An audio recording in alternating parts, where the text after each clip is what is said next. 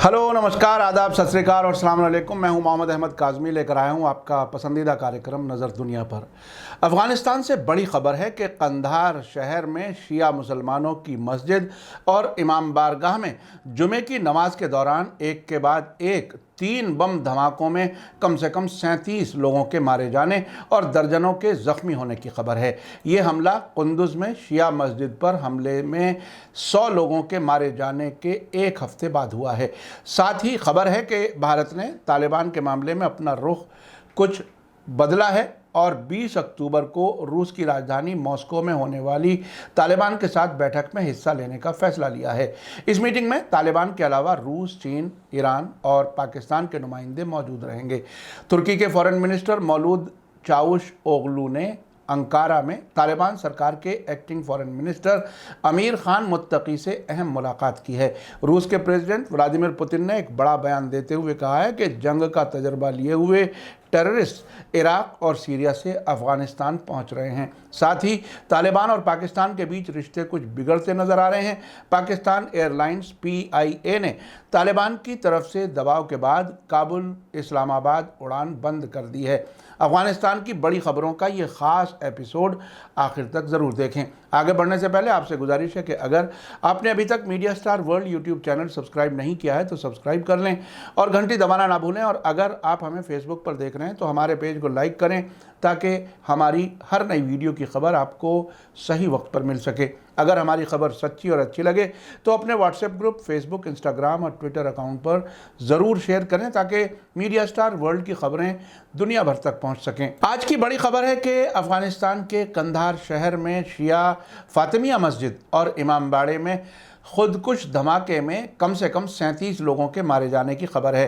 अफ़गानिस्तान के तोलो न्यूज़ ने बताया है कि अभी तक किसी ग्रुप ने हमले की जिम्मेदारी नहीं ली है। पिछले जुमे को कुंदुज़ शहर में एक शिया मस्जिद में हुए खुदकुश धमाके में तकरीबन 100 लोग मारे गए थे और 150 ज़ख्मी हुए थे।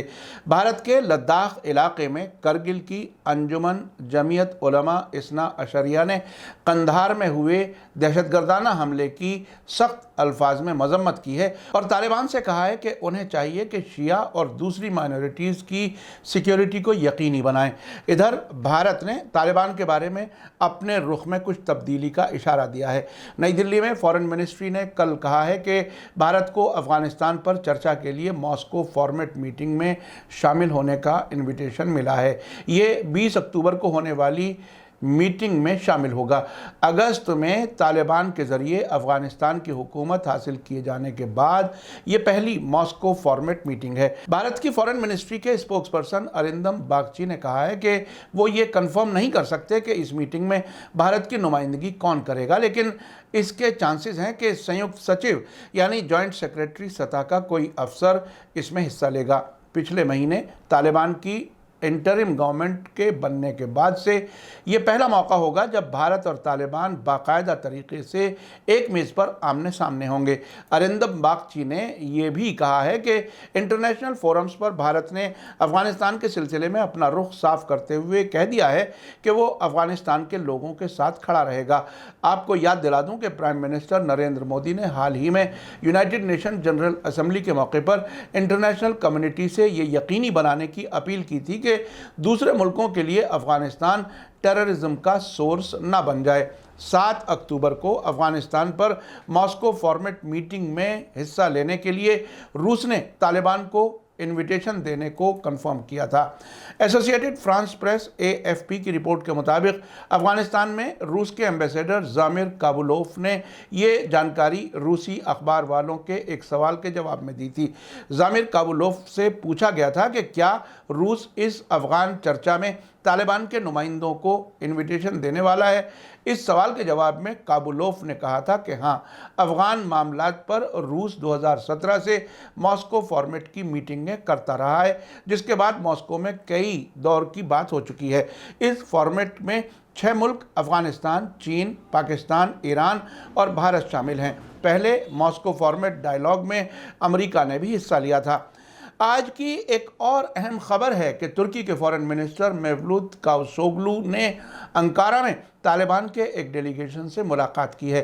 तुर्की की न्यूज़ एजेंसी अनादोलू ने कावसोगलू के हवाले से बताया है कि हमने तालिबान हुकूमत को सलाह दी थी। हमने एक बार फिर कहा है कि उन्हें मुल्क की एकता के लिए समावेशी यानी इंक्लूसिव होना चाहिए। हमने तालिबान के अलावा दूसरे तबकों के नुमाइंदों को हुकूमत में शामिल करने की अहमियत के बारे में बात की है।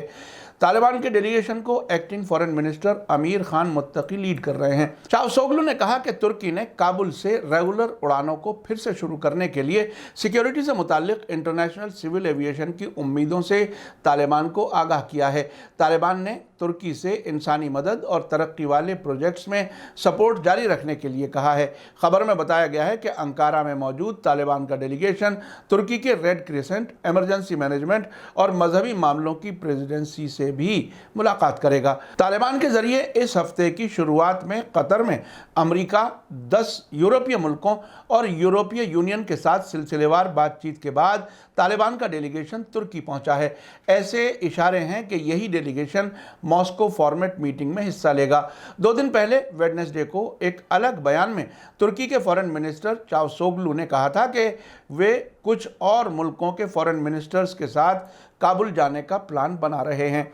आपको बता दूं कि हाल ही में अफगानिस्तान के सिलसिले में G20 सरबराह कॉन्फ्रेंस के मौके पर तुर्की के प्रेसिडेंट रजब तैयब अर्दगान ने अफगानिस्तान पर एक वर्किंग ग्रुप बनाने का मशवरा दिया था।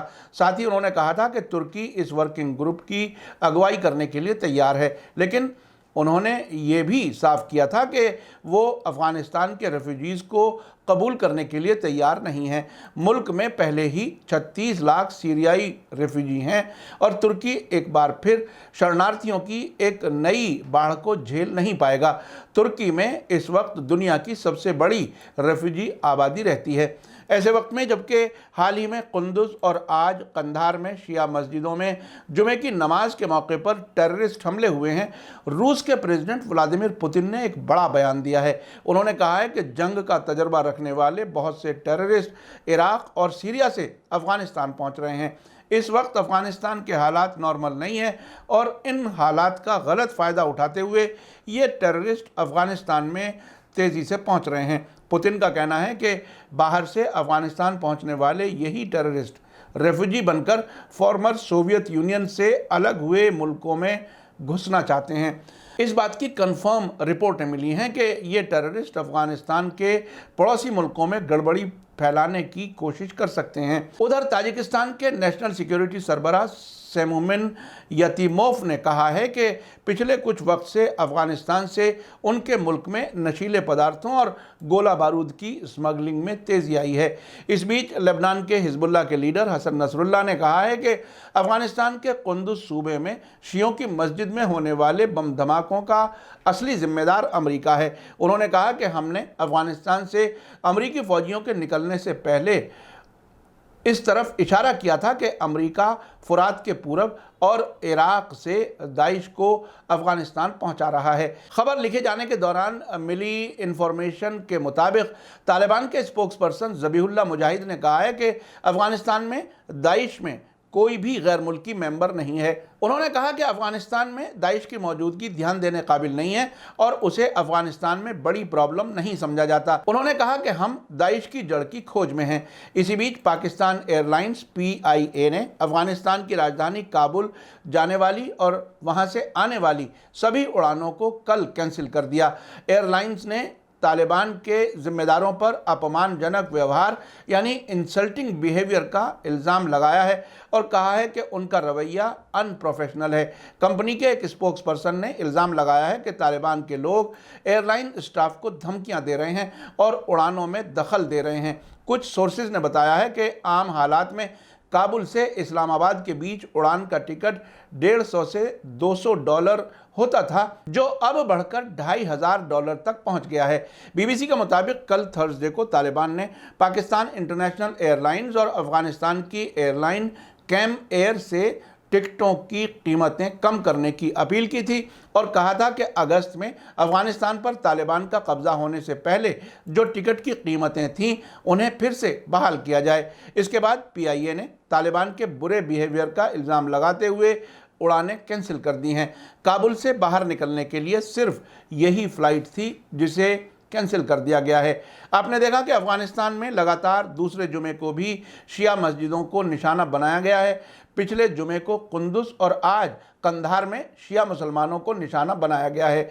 रूस के प्रेसिडेंट व्लादिमीर पुतिन का ये कहना कि जंग का तजर्बा रखने वाले टेररिस्ट सीरिया और इराक से अफगानिस्तान पहुंच रहे हैं काफ़ी अहम है। लेबनान के हिजबुल्लाह लीडर हसन नसरुल्लाह का कहना है कि इन हमलों का जिम्मेदार अमेरिका है। लेकिन तालिबान का ये बयान भी काफ़ी अहम और चौंकाने वाला है कि अफगानिस्तान में दाइश में शामिल कोई भी गैर मुल्की मेंबर नहीं है। ऐसा लगता है कि अमेरिका के ज़रिए बार बार दाइश खुरासान शाह के अफगानिस्तान में मौजूद रहने के बहाने से अगली साजिश से बचने के लिए तालिबान ने ऐसा बयान दिया है। मीडिया स्टार वर्ल्ड लगातार दुनिया के अलग अलग मुल्कों की ऑथेंटिक और भरोसेमंद खबरें आप तक पहुंचा रहा है। जैसे जैसे हालात बदलेंगे हम आपको खबरों से आगाह रखने की कोशिश करेंगे। इसी के साथ मुझे दीजिए इजाज़त। आज का एपिसोड कैसा लगा कमेंट्स में ज़रूर लिखें। थैंक यू, धन्यवाद, शुक्रिया। जय भारत, जय हिंद। मीडिया स्टार वर्ल्ड के और वीडियो देखने के लिए हमारे चैनल को सब्सक्राइब करें और सीधे नोटिफिकेशन पाने के लिए बेल आइकन दबाएं। और अगर हमारी खबर सच्ची और अच्छी लगे तो अपने व्हाट्सएप, इंस्टाग्राम, फेसबुक और ट्विटर अकाउंट पर ज़रूर शेयर करें।